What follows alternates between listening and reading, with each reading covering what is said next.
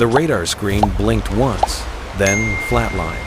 At exactly 2 hours, silence swept through the Thalassian flagship Valerius like a phantom.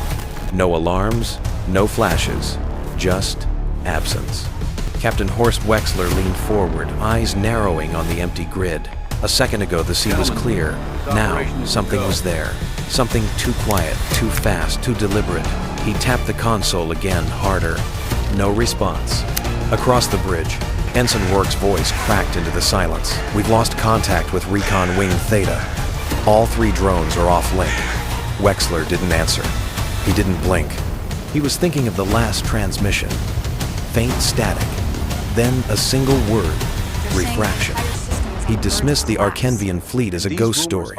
3 rusting ships, a nation choking under sanctions barely afloat in icy waters.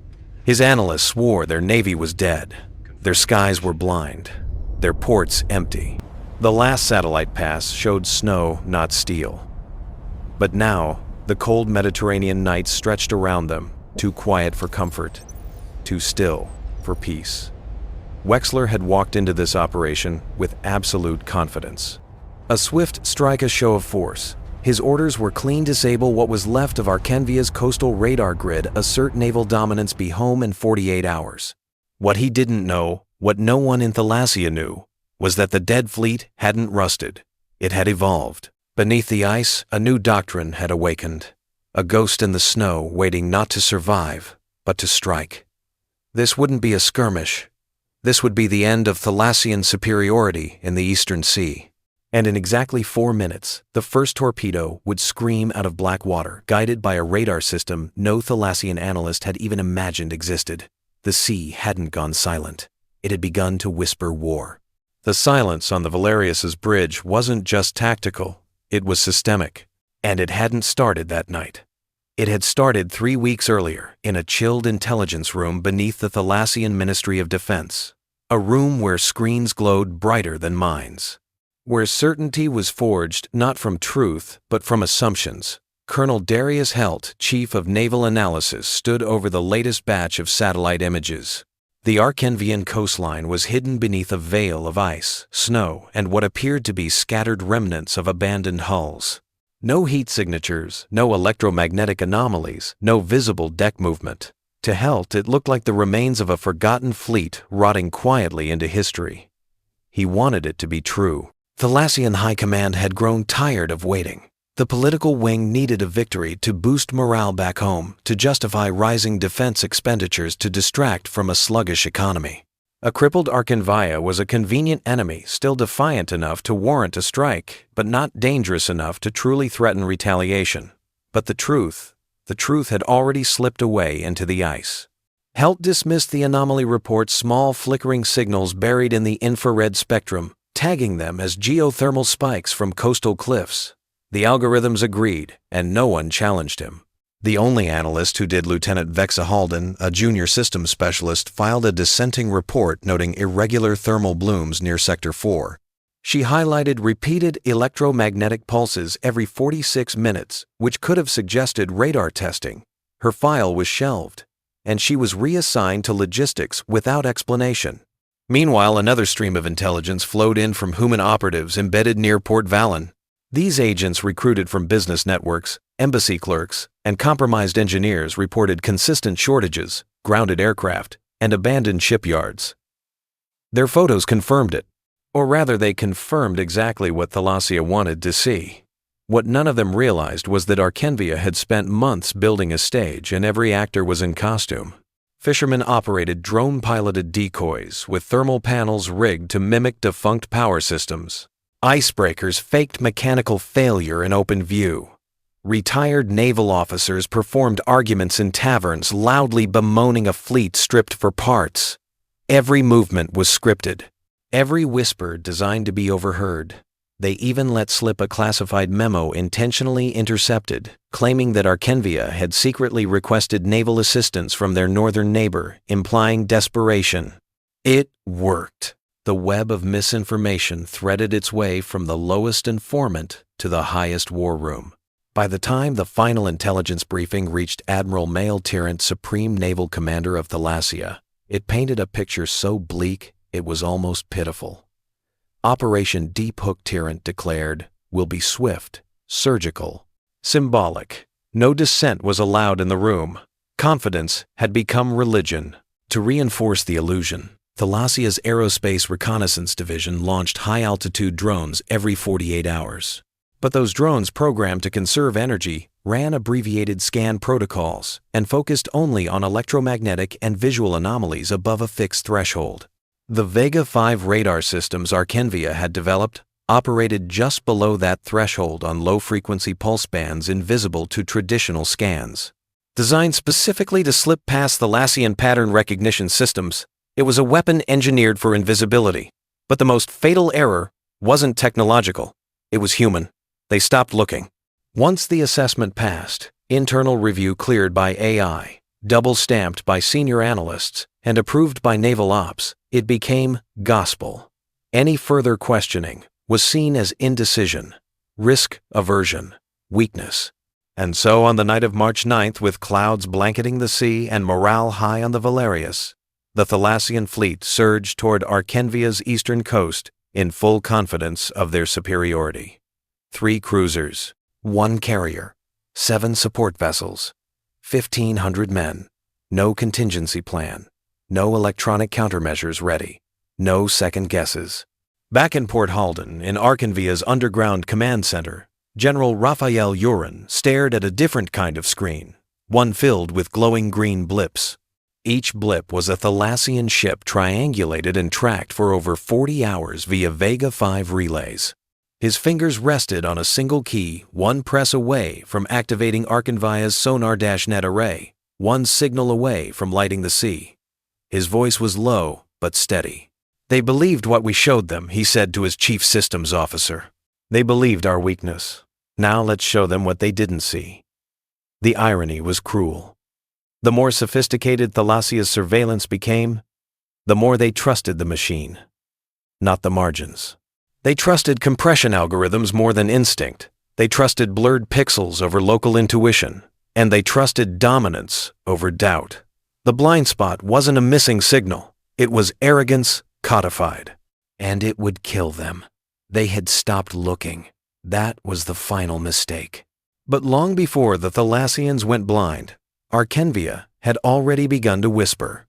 In a war fought by steel and satellites, General Raphael Urin believed in theater. Not the kind performed on grand stages, but the kind orchestrated in harbors along radio waves and through the gestures of ordinary men, the kind where silence said more than sound. Where the right photograph leaked to the wrong man could kill more surely than a missile. And so he built a war without warning. The plan had been forming for almost a year. Operation Veilhook, as it was known only to 5 people inside Arkenvia's top command. Its purpose wasn't to strike first. It was to make the enemy strike second blind and overconfident. Arkenvia's strength wasn't in numbers, but in invisibility. The illusion of collapse would be its camouflage, and the lie would become a weapon. General Urin started by killing the fleet in the public eye. In every coastal port, naval activity was scaled back. Crews moved only at night. The largest ships, the few remaining vessels from the pre-sanction era, were pulled into underground dry docks beneath the northern cliffs, their radar masts and comm towers disassembled or hidden beneath false scaffolding. Meanwhile, deliberate decay was staged in plain sight. Hulls of decommissioned vessels were dragged out to rust on exposed shorelines painted with phony registry numbers to mimic once active warships. Salt water was poured into fuel lines. Dockside cranes were left idle. Tourists were allowed to photograph certain angles of Port Valon's ghost piers. And for every spy who watched through binoculars, there were 3 actors below performing hopelessness. But the deception didn't end on the water. Civilian life became part of the script. Journalists were fed stories of budget shortfalls. Naval cadets were told they were being reassigned to national disaster relief efforts. Theaters canceled patriotic programming.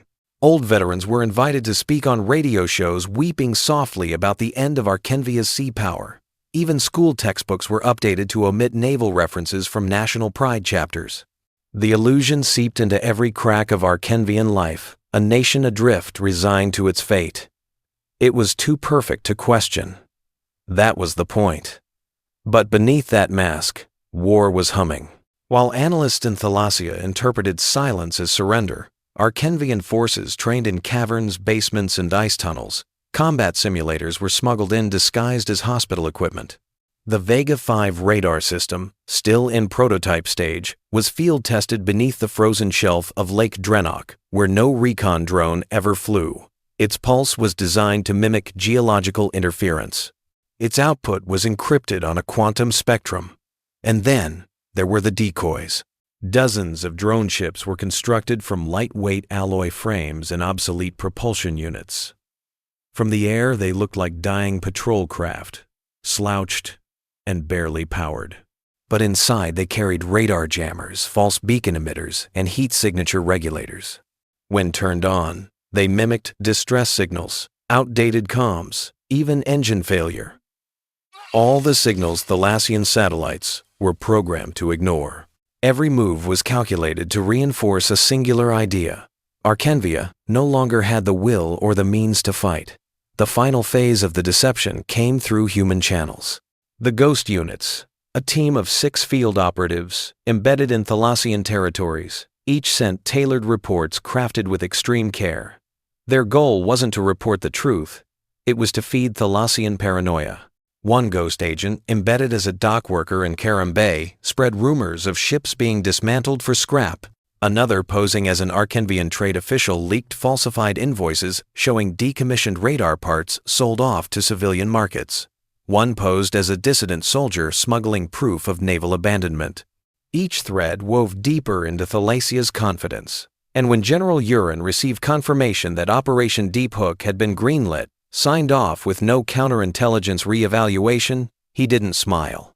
He simply said, "Good, they're walking into our silence." From that moment, Arkenvia shifted from hiding to hunting. Under cover of moonless skies, Task Group Nullwave, Arkenvia's last functional strike fleet, emerged from beneath the cliffs. 3 stealth-configured destroyers, their hulls painted in refractive matte, moved without comms, without navigation lights, using only Vega 5 signals to communicate through encrypted pulses. Their destination was not open sea, but interception points pre-calculated based on Thalassian approach trajectories. The plan wasn't to engage in a prolonged fight.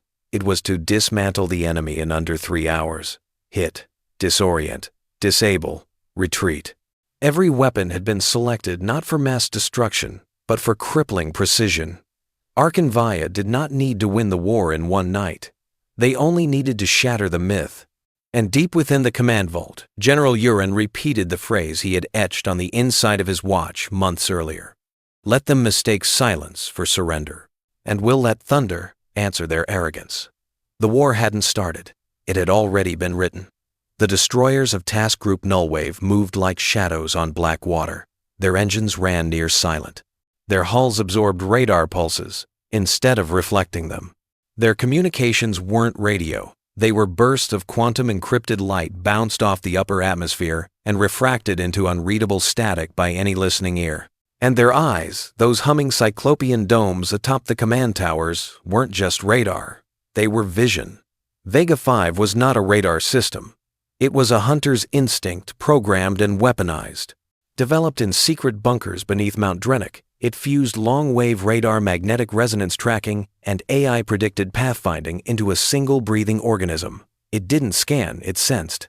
It didn't wait, it listened. It could map engine heat patterns from over 100 kilometers away and predict movement with 83% accuracy before the target even turned.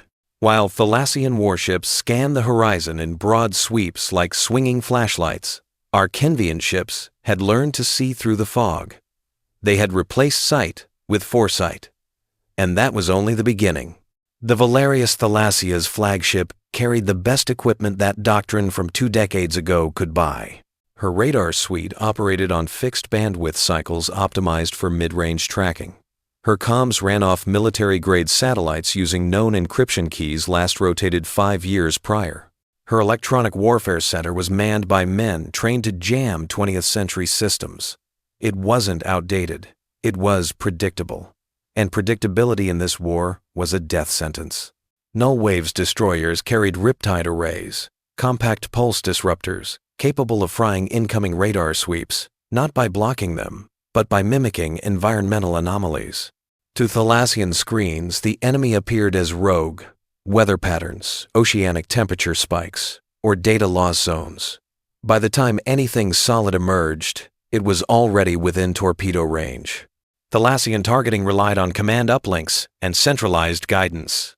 Arkenvian systems were node-decentralized, meaning every turret, every drone, every launcher could operate independently if needed, using local AI to calculate firing solutions in milliseconds. But it wasn't just machines. It was doctrine. Thalassia still fought with naval pride formations, flagships show of force salvos. Their fleet relied on visual intimidation, sheer mass, and top-down control. They believed in superiority by presence. They announced their arrival like royalty. Arkenvia believed in subversion by design. Their commanders were trained to improvise under silence, to operate under blind comms, to fight in broken units without support. They drilled not for conquest, but for decapitation. Their drills weren't about holding lines. They were about hitting first hard and vanishing. The moment the Valerius crossed into Arkenvia's kill zone, she had already lost. She just didn't know it yet. Inside Nullwave's flagship Aethra, the command AI Mira was already calculating micro-adjustments to torpedo velocity based on wind chop. It had registered the Valerius's starboard lean during turn and predicted with 91.4% certainty the angle of her next evasive maneuver. Human gunners never saw the numbers. They didn't need to. They just followed the light. Red for lock, blue for launch. By contrast, on the Valerius, Lieutenant Commander Rennick was still arguing with tactical officers over whether the interference they were seeing was meteorological or mechanical. The decision had to go through 3 approvals. 5 minutes of wasted debate. Those 5 minutes cost them everything. Electronic warfare wasn't an accessory to Arkenvia's strategy, it was the primary battlefield. By the time traditional weapons were engaged, the outcome had already been shaped by hours of invisible combat, signal intercepts, waveform distortion, cyber injections, blind spot manipulation. The Thalassians were walking into a killing field where every variable had been calibrated. Even Arkenvia's torpedoes were silent assassins. The KR-9 Whisper was launched without splash, using compressed gas propulsion. It ran low, slow, and cold, designed not to be fast, but to be undetectable. It didn't chase targets. It anticipated them. It didn't explode under contact. It exploded under the keel, turning buoyancy into a hammer, splitting hulls like paper. No sonar picked it up.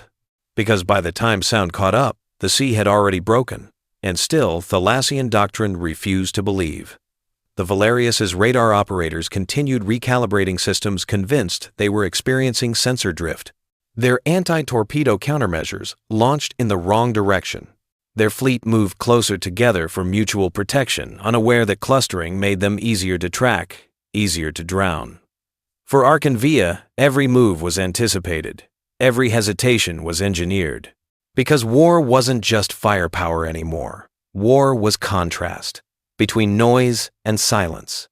Between speed and presence. Between those who still looked at maps and those who looked through them. The lesson was brutal and elegant.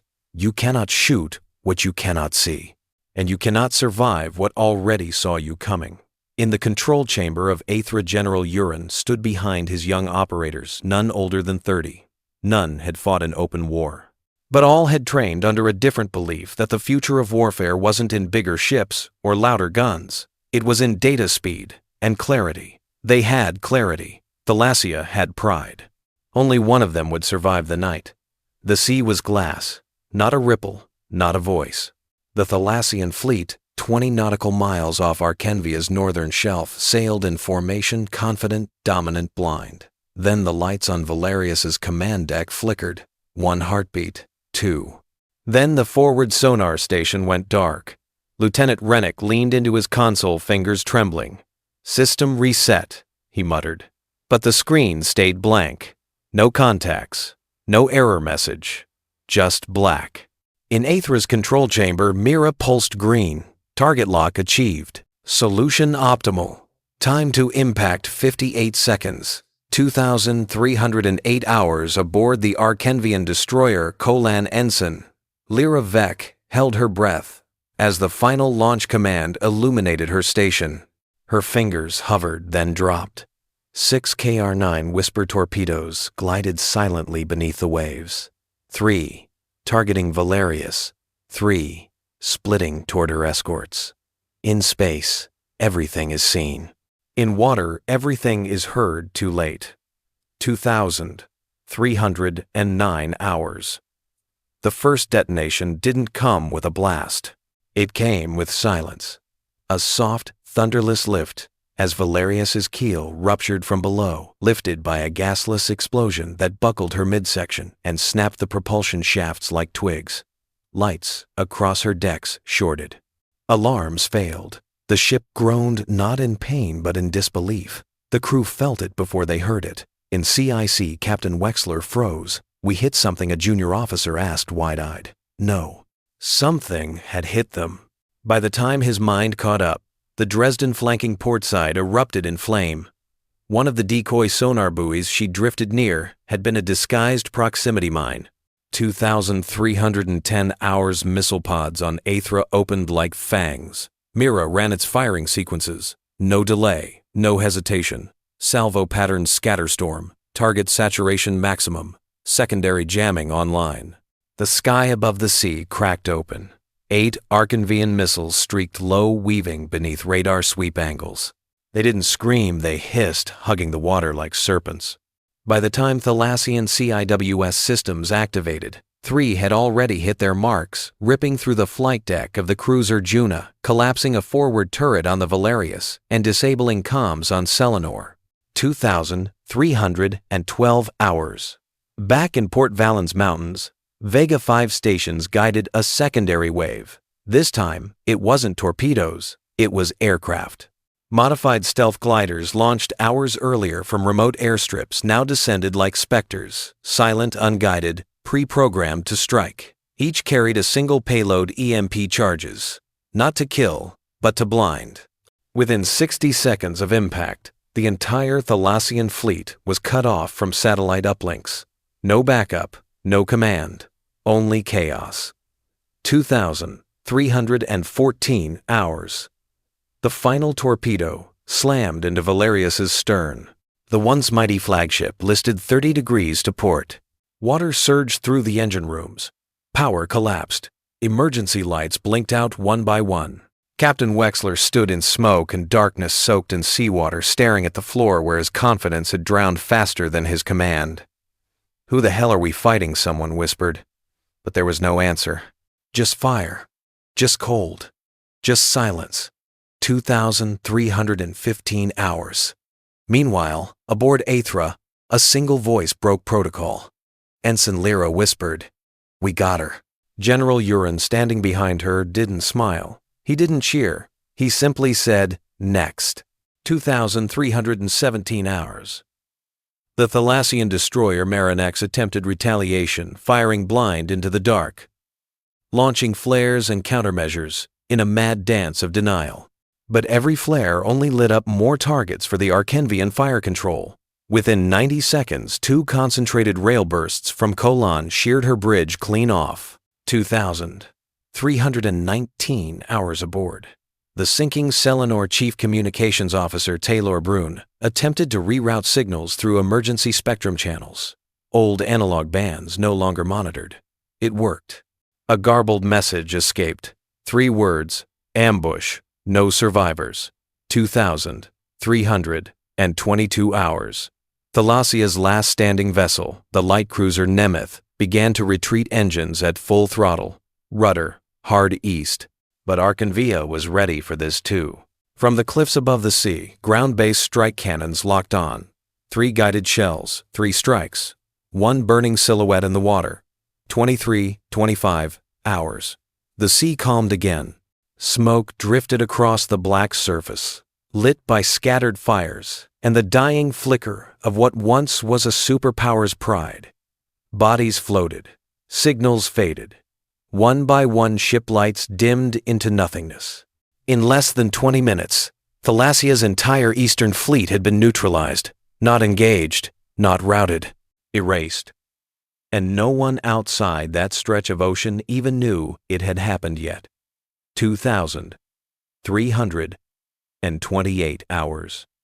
Back inside Aethra, a technician broke the silence with a transmission. "Sir, we're picking up a distress beacon from Valerius. Survivors requesting rescue." General Urin stared at the blinking signal. "Log the location," he said, "and transmit it back to them." "To who, sir?" "The ones still watching. Make sure they know what silence sounds like." The war hadn't ended, but the balance had shifted permanently.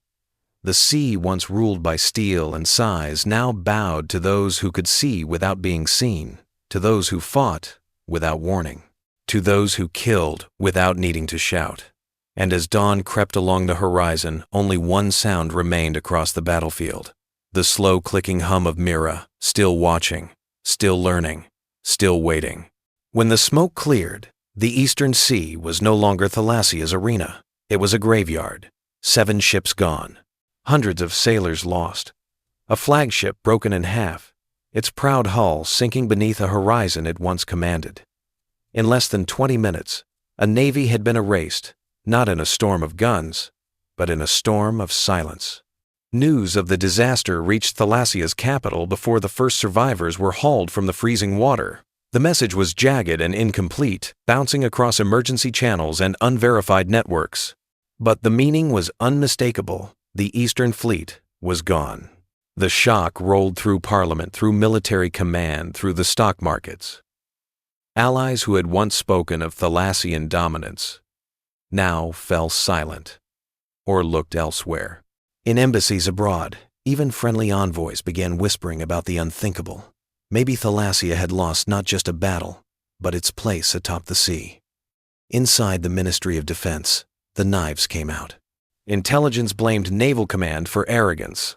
Naval Command blamed intelligence for faulty data. Politicians blamed both. Whisper campaigns began about sabotage, about traitors, about phantom technologies. None of it mattered. The truth was simpler and far more devastating. They had been outthought before they were outfought. WWII did not gloat. It consolidated. In the days that followed, its ships moved openly through the Eastern Sea, escorting supply convoys and rebuilding forward outposts. For the first time in a decade, trade lanes opened under Arkenvian protection. Neutral nations, once too afraid to choose sides, began signaling support. And inside Arkenvia's frozen command bunkers, the names of the fallen were read aloud over radio channels that reached every village and every farm. Not to boast, but to honor. The heroes of the night were not generals.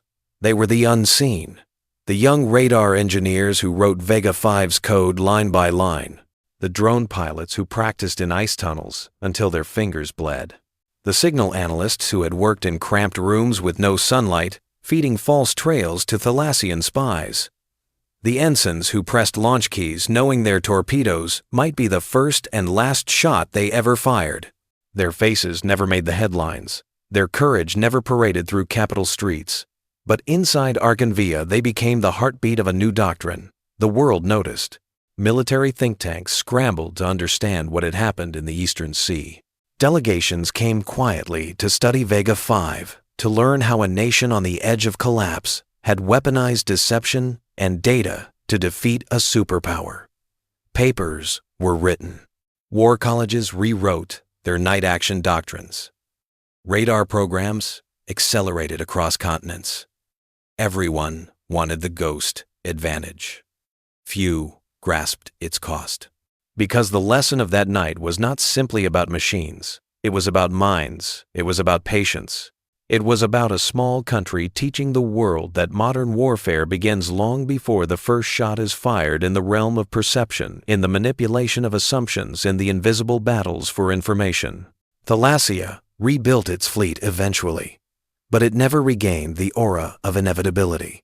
Its sailors sailed with caution, now glancing at empty waters, as if shadows might rise again. Its analysts no longer trusted easy answers. Its admirals whispered about the night of silence, the way older navies whispered about Midway or Trafalgar, not as a tactical loss, as a strategic warning. And an Arkanvia general, Raphael Urin, stood in the same underground chamber where he had once watched the enemy sail into his trap. His uniform was immaculate. His eyes were tired. Around him were the engineers, the coders, the quiet ghosts of Operation Veilhook. He raised a glass, not to victory, but to clarity. "They thought we were blind," he said softly. "They never realized they were the ones walking in the dark." In the end, that was the true legacy of the battle, not the sinking of ships, but the sinking of an illusion that power alone guarantees safety. From that night forward, the world would remember you cannot fight what already saw you coming, and you cannot rule the sea without ruling the invisible space between perception and reality. The ocean had been silent that night, but history had roared. The sea has always been a theater of power. For centuries, empires have risen and fallen on the backs of fleets, on the weight of steel and the roar of cannons. But on that night, in waters once ruled by noise and fire, a different kind of war was waged. A war of silence, of misdirection, of minds sharper than missiles. The battle was not just a clash of navies. It was a clash of eras. One side brought legacy pride and doctrine carved in iron. The other brought adaptation calculation and the audacity to weaponize invisibility. Thalassia, with its towering warships and decades of unchallenged supremacy, believed the battle was over before it began. Arkanvia, battered by sanctions and forgotten by global headlines, believed the battle had started long before the first enemy radar pinged their coast. And they were right. Every part of the campaign, every ghost ship, every falsified signal, every decoy, drone, had been a thread in a web woven by engineers, coders, soldiers, and strategists who knew they could not match strength for strength. So, they rewrote the rules. They turned weakness into illusion, turned data into weaponry, and turned silence into the loudest signal of all. This victory was not bought with brute force. It was earned with clarity. It was not a story of domination, but of discipline, of strategy over spectacle. It taught us that in modern warfare, the most powerful weapon is not the missile, but the moment you see what others refuse to see. Let this not be remembered as just a naval ambush. Let it be remembered as a turning point, a signal flare in the fog of military thinking. A reminder that the next war, be it on land, sea, space, or code, will not be won by the loudest machine, but by the quietest mind prepared to fight before the first shot is ever fired.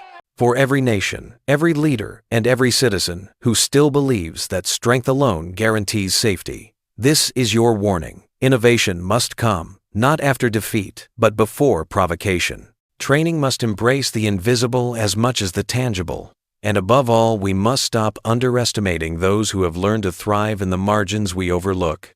To the young engineer working late in a basement lab, to the signal analyst decoding shadows in silence, to the soldier practicing in darkness without recognition, you are the front line now. You are the ones who see first. So ask yourself this: when the silence comes, when the sea goes still, when the enemy thinks you've fallen, will you be ready? Because history has shown us one truth again and again. The ones who win tomorrow are already fighting today, quietly, relentlessly, brilliantly. Let the world remember, not the night of destruction, but the dawn of a doctrine written not in fire but in foresight. The ocean never sleeps, neither should we.